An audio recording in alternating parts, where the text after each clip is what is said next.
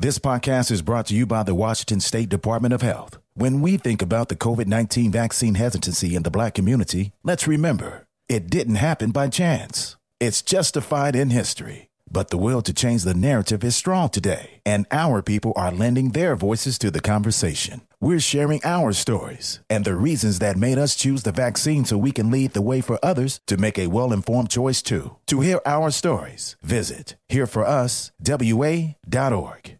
Oh, drat. I was driving along minding my own business when that vulgar leech hit my Beamer with his pickup truck. I fear I've fractured my clavicle. I say, old boy, don't simply put it in the hands of your insurance company to sort it out. Talk with the dedicated road solicitors at the Advocates Law Firm. Pipe down, you old sod. The Advocates will see your case through to the bitter end and won't sleep a fortnight until they have victory in their grasp. Jolly good, old man. Jolly good indeed. You get injured, the Advocates get results. AdvocatesLaw.com. What's up? It's your boy, the Ted Smith. Thanks for listening to the Men's Room Daily Podcast. Want more? Check out the greatest podcast in all the land, The Podcast. Be sure to subscribe and listen to a brand new episode every Tuesday night.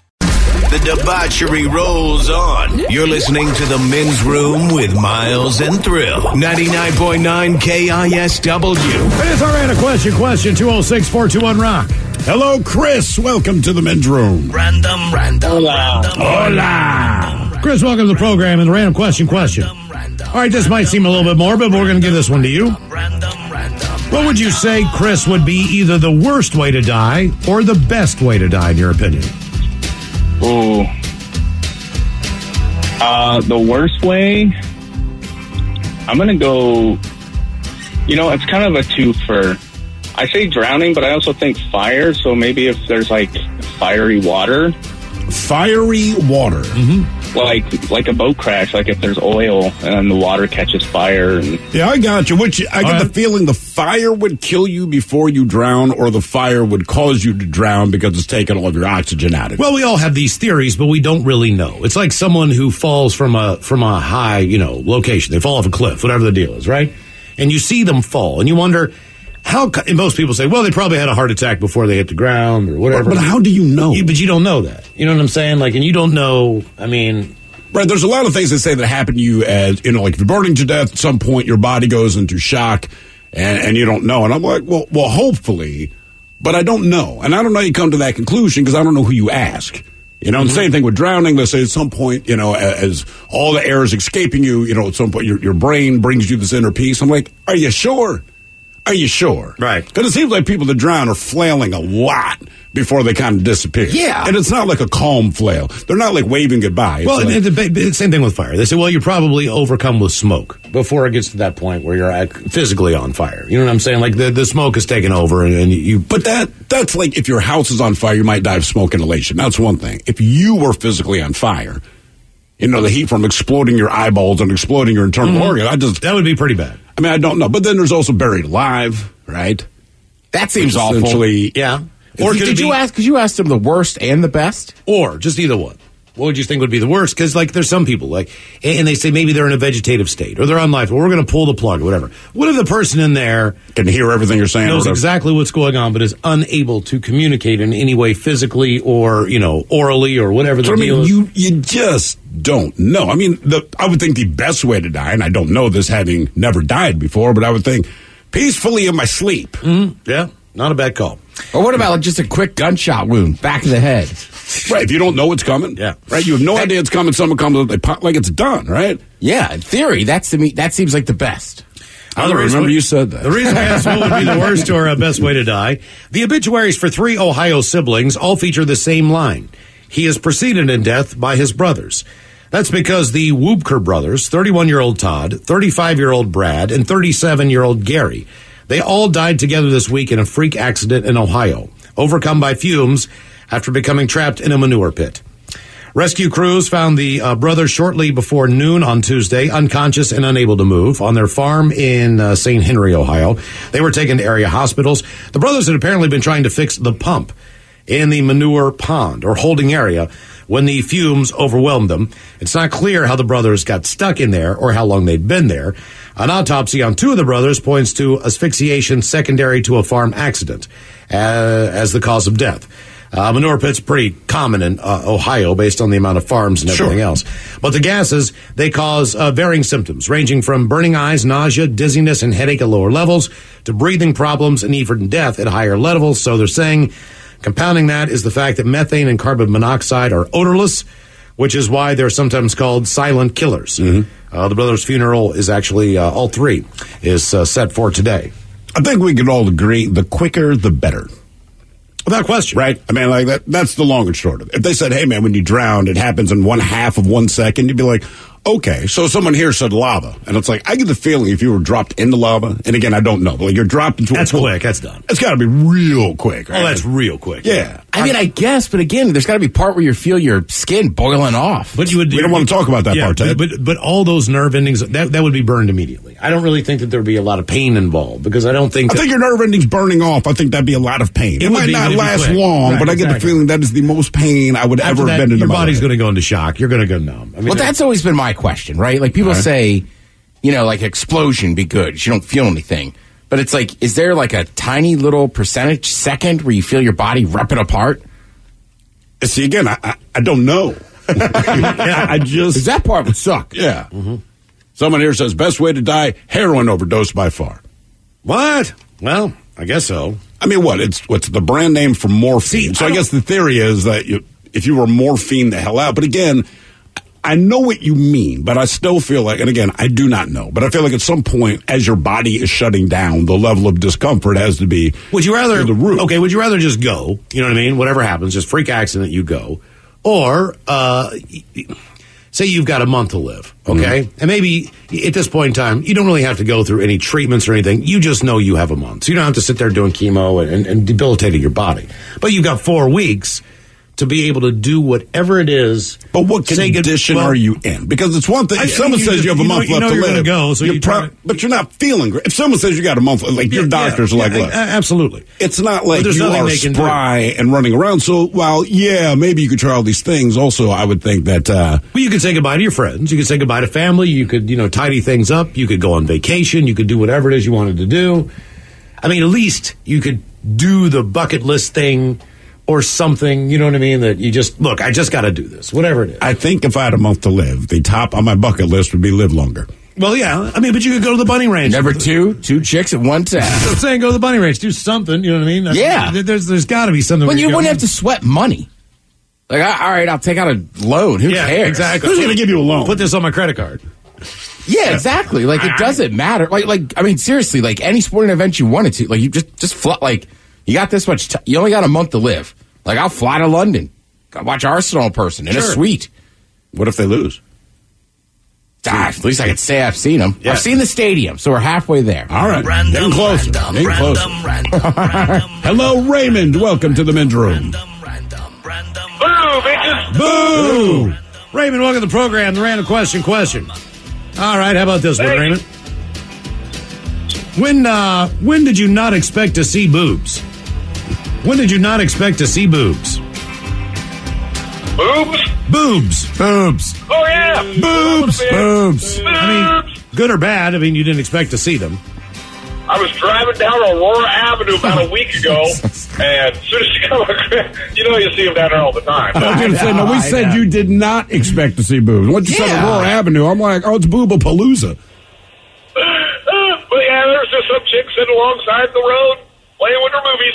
Okay, yeah. It is amazing. We were coming back from the airport, I think it was last week. 5's all backed up because it's 5, so we decided, all right, we're going to take 99. And we realized, despite of the fact that it is 9:30 on a Sunday morning, there was nothing else to distract our kids other than all the prostitutes out there. And my son, I can see his eyes all wide. I'm like, we're just not even going to talk about it, man. Just, it is what it is. But, I mean, it's everywhere. Everywhere. In fact, the other night, we watched a chick actually get out of the guy's car. Like, she just finished up with him, and he's trying to lay all low behind the steering wheel. And I'm like, we're stopped at the light. I can see you, bro. Yeah. I don't care. I mean, you got a license plate for crying out loud. And you're in the parking lot right up front. You can drop her off in the back. You are identifiable. I think one of my favorite moments, I was at a 7-Eleven, not on Aurora. Actually, I was on 15th, I think, basically the other side, right? So this dude, he comes pulling up in his pickup, and real urgently, he needs to find an ATM. And at first, we're not piecing this together because I'm in there buying cigarettes or something. And you have an ATM? And the guy's like, yeah, dude, it's in the back. And he's pulling out his money. And he just seemed a little frantic. Couldn't really figure out why. Didn't care. But as I walk back out to the car, I see him running over to his pickup truck. And now the woman was willing to get in. Oh, really? I was like, that's convenient. All right, there you go, man. Money. Yeah. All right, yeah. Fine. Reason we asked one, did you not expect to see boobs? Police have arrested a woman they say broke into a restaurant while naked in Port Angeles, Washington, destroyed it, then ran to a nearby hotel and destroyed more things. It started at 4:40 Saturday morning when Port Angeles police were called to the restaurant near East Front Street where the woman allegedly broke in and just started breaking things. Police said she was gone already when they got to the restaurant. However, they soon found out she was in a nearby hotel, destroying even more stuff. There they found a guest who said he was smoking a cigarette outside when she ran up, jumped into his room naked, and locked the door. She was still inside when officers got there, allegedly destroying his things. Well, officers eventually ended up getting inside the hotel room and arrested the woman after a brief struggle. She's being held in jail on $1,000 bond. What was the restaurant? It was a chain. Was it Outback or something like that? It was about 2 or 3 months ago. It was an Outback Steakhouse in Florida. The woman was butt naked, walked in, stood on top of like the bar or something, and just started throwing all the liquor. Oh my God, she destroyed that place. Yeah, and again, I'm like, do you have to be naked to do that? You know what I mean? No, but you know what? The weird thing about that video was the woman was actually pretty attractive. Like if you were to sit down at a bar and you were single and you didn't know Adam from Eve and you just said, hey man, you know, just having a conversation, be like, you know what, man, I think I got a chance with this girl. And you would regret that. When she gets naked and starts destroying the place. And not that you can tell the mental state of someone by their appearance. Unless they're naked. But based on her attractiveness, you definitely would have given it a shot. You know what I mean? Oh, sure.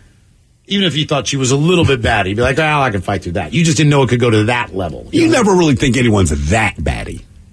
You know what I mean? No. Like, you might be a little crazy, but and maybe it's just me. We're all maybe crazy. I'm naive. Just what level of crazy are you? I just don't expect you to get butt naked in a public place and start smashing bottles. And then walking on the broken bottles with bare feet. That was the thing where I was like, oh God, man, you're gonna tear the hell out of your feet. I don't think she cared. No, she's past that point, man. Oh, yeah. She was in a place of her own. Yeah. Hello, Jesse. Welcome to the men's room. Hello, Jesse. Jesse? Yo, There you are. You there? little girl's behind my car. Hello? Here. You're here. Hello. Yes. I'm here. Okay. All right, Jesse, welcome to the program. Let's go with this one. Jesse, where do you believe you lost your keys? Oh my God, I lose my keys so much. Where do you believe you lost them? I mean, most of the time they're always just in my damn dirty laundry, and I'm a damn slob. Okay. So you just basically, you lose things based on not being organized. Yes. Well, you know what? I totally live by the organized theory as far as when I come in my house where I put all my things. Wallets, keys, all that stuff. They must go in one place. Otherwise, I will lose them. My badge that we get into work goes into a certain spot. Like I've got all these different things. But I do have the same thing with my keys. So I can understand, but that doesn't mean you don't lose those items, even if you are it organized. still happens. Yeah. You can be unorganized. I've never lost keys, but I have a spare key for everything. And I have it on I saw the hiding key. A lot of people don't have those yet. But Okay. I literally plan on losing my keys once every 2 months. I like that at least you know your weakness. Like, look, I have the spare key because inevitably I'm going to lose my regular set of keys. Have you ever thought about getting a keypad for your front door? So in other words, instead of using a key, you just press in a numerical code and you can get in. Well, the apartment I live in, Miles, doesn't have a washer and dryer, so... No, they're not going to do that for you, are they? Yeah. I guess you can't go changing other people's stuff either, because then the landlord can't come in. All right, that makes sense. All right. I'm with you, dude. For some reason, like my wallet, I put on top of my refrigerator, but not next to my keys. And if I leave it next to my keys, I'm like, can't be there. It's got to be on top of the fridge. Mine is I pull my hat off, and then the wallet, like you said, security badge, get in the building, and keys... They just all go in the hat, and then the hat goes in one place. Yeah, that's But every once in a while, I flub that. And like it's a panic because I don't have a second place I would put it. Sometimes you're like, well, if it's not here, it's going to be in this other place. Dude, if it's not there, I'm just SOL. Yeah, to get into the building, I keep that thing in my back pocket, and then when I leave here at night, I put it in my bag. Yeah. I don't think I ever take it out when I get home. No, don't. Because the one time you do, you're going to lose it. Reason we asked, where did you lose your keys? A Dutch man swallowed his car keys while vacationing in Barcelona. He was pleading for help inside a supermarket, but he died because no one could understand what the guy was saying. He did not swallow them all the way. What's the problem? 37-year-old tourist, whose name has not been revealed, entered the store at about 10:15 in the evening. He was in an evident state of excitement and distress. Workers notified the municipal police, whose officers had to intervene and restrain the man, who then soon collapsed outside. They tried to resuscitate him before the arrival of medical personnel, who discovered he had the keys lodged in his throat. They removed the keys and rushed him to the hospital, but he died the following morning. It is unclear if people could not understand him because he was speaking Dutch, or if they could not communicate clearly because of the item in his throat. According to the report, they are investigating the incident. No real reason why they say why the keys ended up in the tourist's throat. I was going to ask, what do you think the reason is that he swallowed the keys? I have no idea. I mean, I can't say it was like a bet or a dare, because traditionally you do that in the presence of someone else, right? And they could get help for you. I don't know how you'd swallow keys by accident. No. I can't even believe you can get them down your throat. That seems crazy. Apparently you can't. Well, you can't. Yeah, that is what we learned from that. That part we know. Good point. Hello, Steven. Welcome to the men's room. Hola, bitches. Hola. Steven, welcome to the program. Random question. All right, let's go with this one. What would you say that you will never, ever, ever do again? What is the one thing you're never doing again?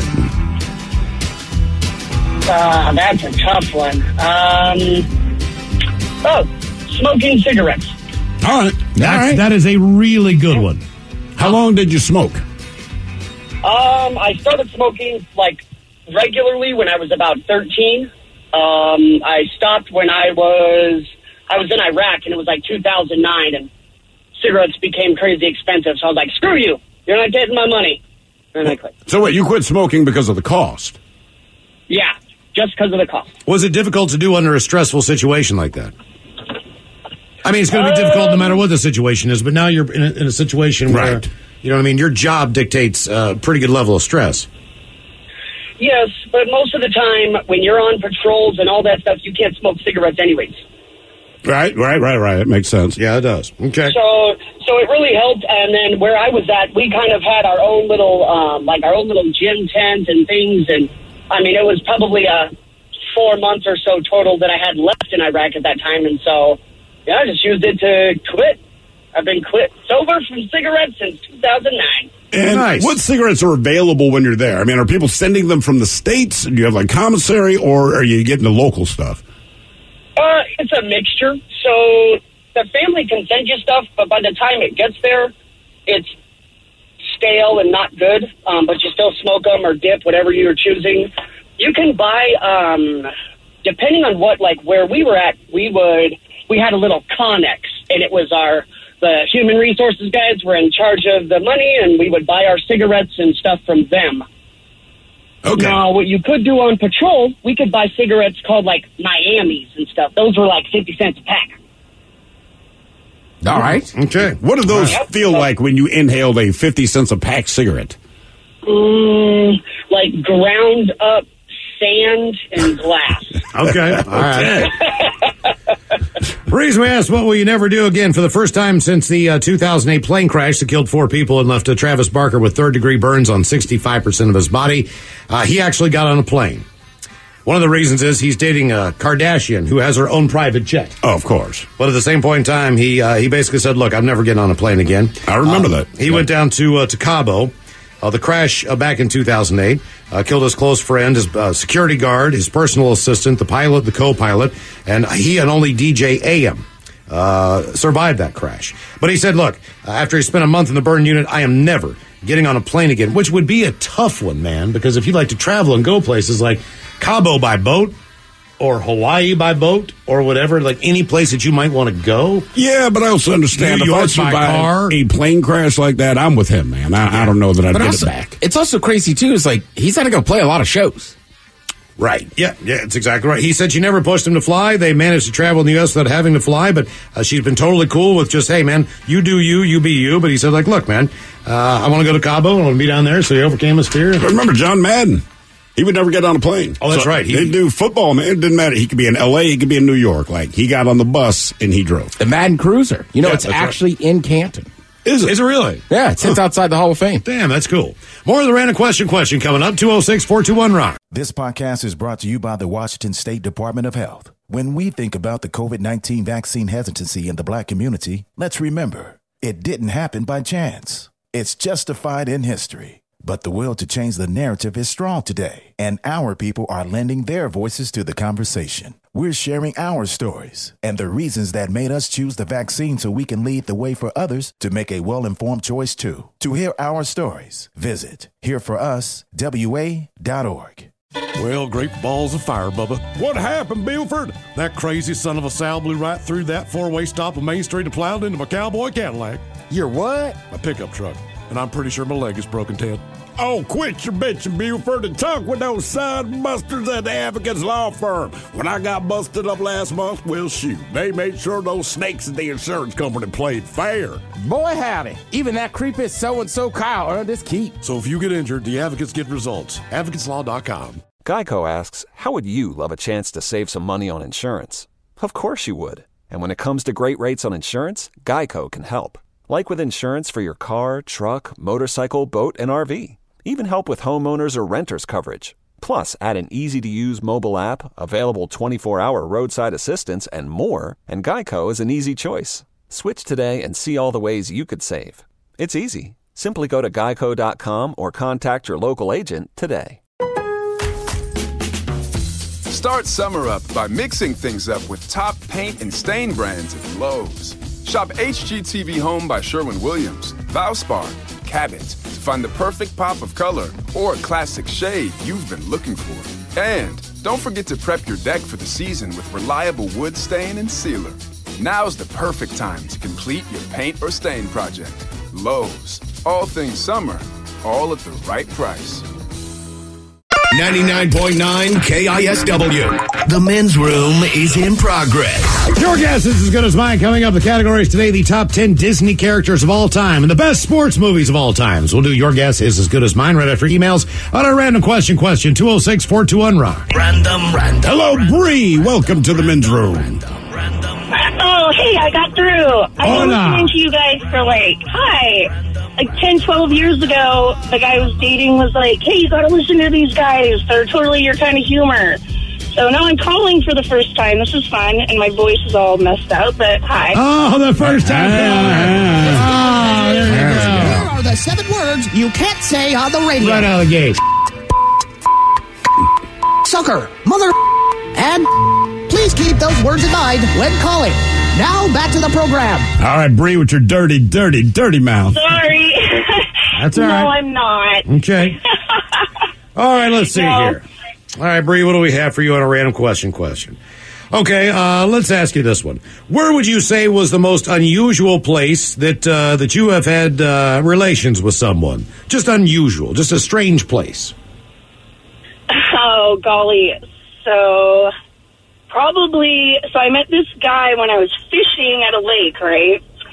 So we're fishing, and we've met up a couple times, and so we decided, we're like muddy as hell in waders and stuff, so we decided to go in one of those, like, those cement, little bathrooms that are in, like at the national parks and stuff. Mm-hmm. Yeah, they smell terrible. So yeah, and mind you, this is like in August, right? But we were just way into each other, so yeah, that's where that happened, and yeah. Bree, honest to God, I don't know anyone who's met someone while fishing and had sex. No, not all at once. It doesn't seem like that. Those two things go together. He said that so we were fishing, right? And I'm like up on this like long log, and I put my reel out, and I put my line out, and I went with it and went into the water, into this muddy ass lake, and I got back up and just kept fishing, and he's like, any other girl would have freaked out about being in that water, but that was so awesome. And so he's like, I was so in love with you, and I know you're the one for me. You can fall into a mud hole. Mm-hmm. That's all it took. I like it. Okay. Wow. All right. Well, did not expect that answer. That was a good answer, though. The reason we asked what's the most unusual place that you made the beast, according to a new survey, a lot of us have heard of the Mile High Club and all that stuff. I don't know anybody who's actually done it, to be honest. I don't. But according to a new survey, a lot of people actually do have sex on public transportation. 23% of Americans say they have, which is almost 1 in 4 people. That's about 59 million Americans. Now, this comes from The Vacationer as part of their sex travel survey. That was released a couple weeks ago. So what kinds of public transportation relations are the most common? 11% have done it on a commercial plane. Okay. So that's still the highest. 9.2 have done it on a train or the subway. I feel like a train, you have better odds than the subway itself. 8% have messed around on a bus. You could have. On a bus. You could have on the Greyhound with that old woman hitting on you. 6% have done it on a ferry or a water taxi. Okay. And believe it or not, 6% of the population have defiled the back of someone's rideshare or taxi cab. Oh, wow. And had sexual relations back there. Man, I feel like the ferries are just bigger and that's a little easier. Because we've had a few people that have called into this show that have had sex on ferries. And I'm like, you know what, logistically, that makes sense. So I guess I'm just trying to think of I'm just thinking of like a bus, like a city bus. Like, how could you pull that off on a bus? Well, the Greyhound bus, when people get off at the major stops, sure. The ones that are going to the smaller destinations aren't exactly packed. They're not packed, and if you're sitting in the back, I could see how you could pull it off. You're also overnights compared to someone who, right. if you're on a plane doing a red eye, man, there's going to be people walking up and down the aisle all the time. That's not necessarily the case on a Greyhound. You kind of just go to sleep, and you're on a red eye. You're just driving overnight. Yeah, I mean, the train makes a lot of sense because there's a lot of places you can go and even kind of disappear. I can see it. It never happened to me, but I can see it happening. I always, I'm afraid to fall asleep in anything on the road because I figure if I can fall asleep, then the driver can. Like if we're driving someplace, right? We're on a destination trip. I'm going to take a nap for a minute. Well, that means there's a good chance that you could fall asleep too. I feel like if it's you and stay awake. If it's you and me, yeah. The Greyhound bus driver, I'm already on a Greyhound. It might be a blessing if he falls asleep at the wheel, but it also kind of depends on what you're like. Sometimes I've definitely been on road trips where you got to stay awake to keep the other person awake. Exactly. Yeah, but I've also been on road trips where it's like, all right, you're up for 8 hours. I got to get some shit. Right, you've been sleeping, trade off. Sleep. And that's when I put my hand on your thigh. All right. Hello, Justin. Welcome to the men's room. Hola, gentlemen. Hola. Justin, welcome to the program. The random question. All right, it doesn't have to be drugs or alcohol necessarily, but what are you or have you addicted to? Currently it's nicotine. Apparently what? Nicotine. Do you smoke or do you chew? Vape. Oh, you vape. Okay. How does that work? Do you go through an entire cartridge in a couple days? Does it last a day? What's the lifespan on those? 2 years. So I have refillables, and then I make my own e-juice. Oh, so you're making your own? Okay. How do you do that? Yeah. So you get propylene glycol, vegetable glycerin, nicotine suspended, propylene glycol, and then flavorings. Right now, I just do straight menthol. And for me and my dad to vape the entire year, it costs $100. Damn. All right. Well, that's a hell of a lot cheaper than cigarettes. Oh yeah, no. Back when I was smoking cigarettes, it was 2 packs of American Spirits. I'll tell you what, man. I've tried vaping. I mean, not a lot, but I mean, I don't know. It didn't work for me. It's a different kind of hit. You know. I vaped last night, man, and it really put me on my ass. Did you? Yes.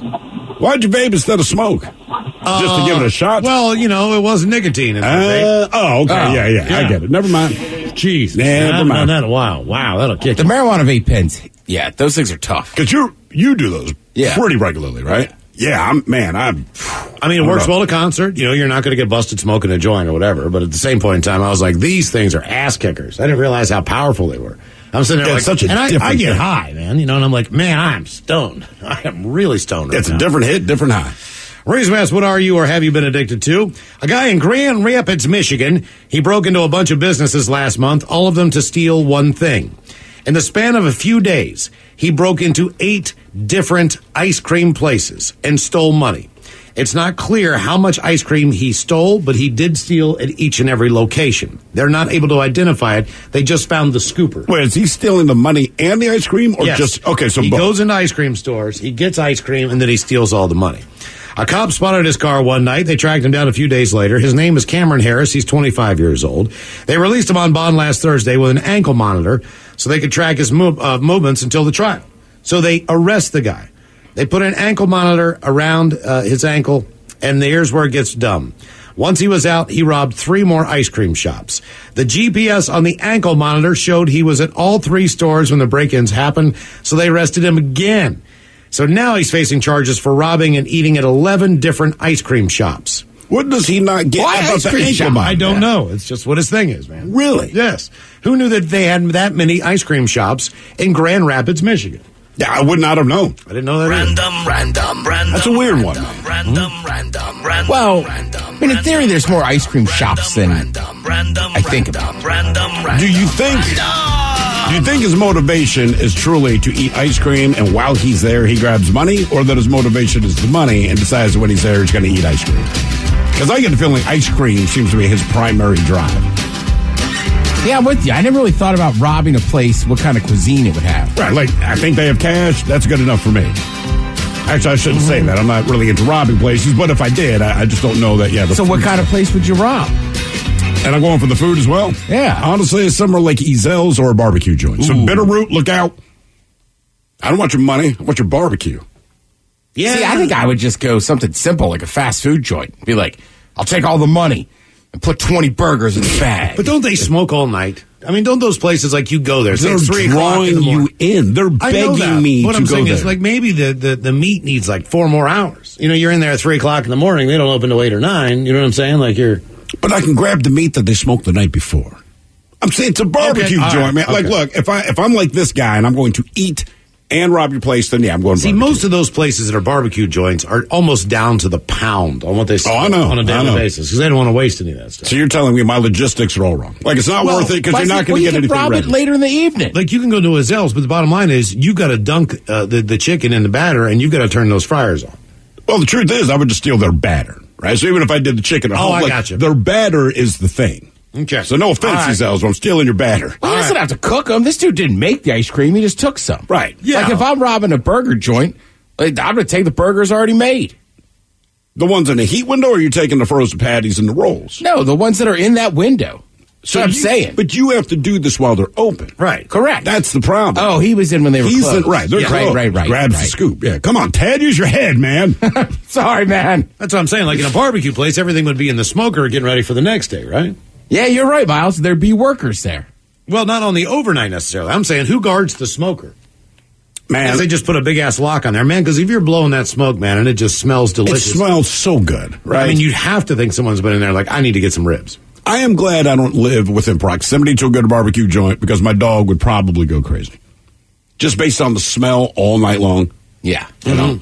That just seems unfair. It's like when you make something in the crock pot overnight and the poor dog's just got to smell it all day. Oh, dude, they're just drooling and drooling. I can tell you this, man. There's a restaurant in downtown Fremont that is cooking up a whole lot of bacon in the morning, and you can smell the bacon. And, I mean, the bacon smells fantastic. And then you walk about a half block more, and they make the chocolate at Theo in the morning. Mm-hmm. So you're getting this combination of chocolate and bacon. About 8:30 in the morning, it's like, this is just too much. I walk by a place that does the same thing. They cook a bunch of bacon in the morning, but it's a Mexican restaurant, so they're also, like, making, like, real refried beans. Yeah. So I don't know if it's the lard or what, but, like... It's the lard. It smells amazing. Yeah, like, every time I go by, like, during the week, I'm like, I need bacon and beans. And you know what? It covers the smell of urine. Yeah, for sure. Yeah. Hello, Austin. Welcome to the men's room. Liquor and whores, boy. Liquor and whores. Austin, welcome to the program. Random question. Let's do this one. Austin, what did you do or try when you were way too young? Oh, man. Got to think on this one. What did I do or try? I was way too... Like the last guy who called said he quit smoking cigarettes, but he started when he was 13. Right. Not that you don't have one or whatever when you're, in your youth, but to really start smoking at that age, that's a young age to do that. Not saying it's not uncommon, but it's just, it's younger than normal. That's a little rough. I do remember when I was learning to ride my bike, I had training wheels on it, but I wanted to try my uncle's big boy bike. And he said he would teach me, but as long as my parents weren't around.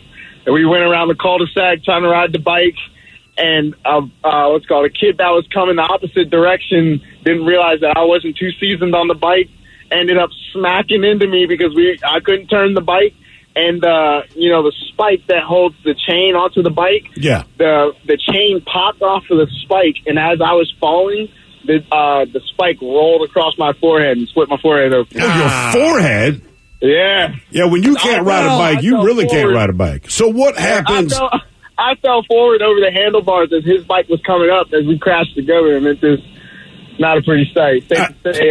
All parents were in attendance after all that. Yeah, I was going to ask, because your uncle did the thing that uncles do, which is, it's cool, just keep it on the DL because your parents can't be around. Well, obviously your parents found out what happened, so what did they say to your uncle?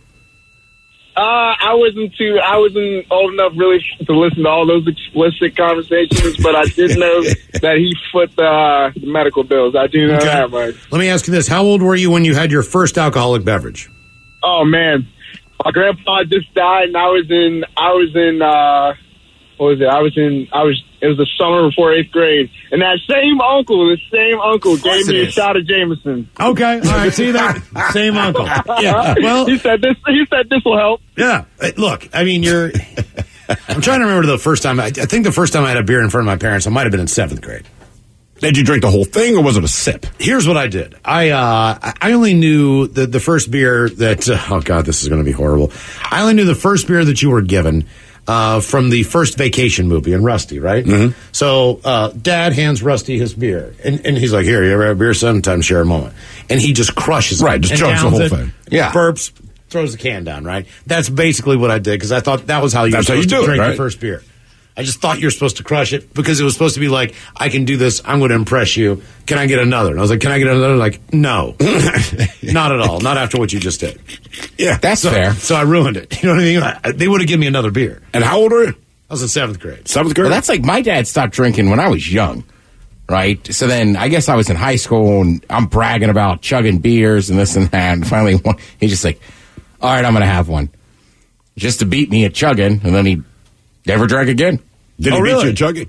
He did. Oh, really? Because you are a solid chugger. Out of a can. Out of a can, yeah. I mean, I've seen you crush many beers very quickly. He had been sober, and he just drank that one beer just to prove to you that he could chug it faster. Just as he wanted, yeah, because he was tired of hearing me talk ass about it. But if you still drank that, I'd whoop your ass, too. And he couldn't got a can, so all right, game on. Yeah, it was like some random Saturday. Like, I'm a senior in high school. I don't know where. Basically, the whole house is empty except me and him. And he just finally goes, all right, go get 2 cans. Oh, God. Like, let's just do it. Yeah. Wow. Well, the reason we asked, what did you do or try when you were way too young? This is a parent's nightmare story. An 11-year-old girl has delivered a baby and is believed to be the youngest ever mom to give birth in the United Kingdom. Child who was 10 when she became pregnant gave birth earlier this month when she was more than 30 weeks along. Quote, this is the youngest mother I've ever heard of. That from Dr. Carol Cooper. Weight affects many hormones because children are heavier. Puberty is happening earlier these days. The pregnancy obviously stunned the girl's family, who were not aware that she was expecting. It's come as a big shock. She's now being surrounded by expert help. The main thing is that she is okay and that the baby is okay and healthy. Social services and police are investigating to try to figure out how she got pregnant. There are questions around why people did not know. This is very worrying. The youngest mom in England previously was Tressa Middleton. She was 12 years old when she gave birth in 2000. Jeez, man. That is not the phone call you want to get. I mean, look, having kids, there's all kinds of bad phone calls and experiences that I anticipate happening. But that is not one of them. No. Like, that to me would be the worst of all of them. Your guess is as good as mine. Cut out the categories today, your top 10 Disney characters and the best sports movies of all times. That's coming up after emails from the men's room at KISW.com. This podcast is brought to you by the Washington State Department of Health. When we think about the COVID-19 vaccine hesitancy in the Black community, let's remember, it didn't happen by chance. It's justified in history. But the will to change the narrative is strong today, and our people are lending their voices to the conversation. We're sharing our stories and the reasons that made us choose the vaccine so we can lead the way for others to make a well-informed choice too. To hear our stories, visit hereforuswa.org. $20 million, $19 million. $6 million. These are all awards recovered for clients of Phillips Law Firm. To win big, you have to fight big. And Phillips Law has been fighting the too big to fail insurance industry for decades. Not every case will have a multi-million-dollar outcome, but Phillips Law will fight just as hard to recover the outcome you deserve. If you or a loved one has been injured in a car accident or on the job, call or click today at 1-800-JUSTICE or visit justiceforyou.com. Geico asks, how would you love a chance to save some money on insurance? Of course you would. And when it comes to great rates on insurance, Geico can help. Like with insurance for your car, truck, motorcycle, boat, and RV. Even help with homeowners or renters coverage. Plus, add an easy-to-use mobile app, available 24-hour roadside assistance, and more, and Geico is an easy choice. Switch today and see all the ways you could save. It's easy. Simply go to geico.com or contact your local agent today.